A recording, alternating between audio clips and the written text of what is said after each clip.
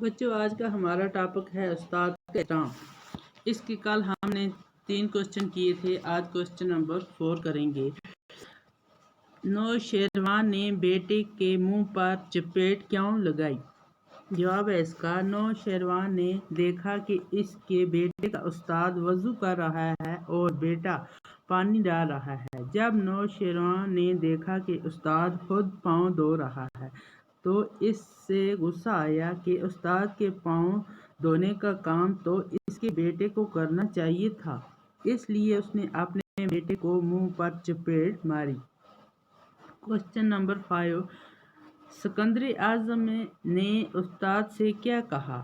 جواب، سکندر اعظم بہت ہی فتوحات کے بعد اپنے استاد ارسطو کے سامنے کھڑا ہوا اور نہایت احترام سے بولا کہ استاد محترم، آپ کو مجھ سے کیا چاہیے؟ میں دنیا کی ہر چیز آپ کے قدموں میں نچھاور کر سکتا ہوں۔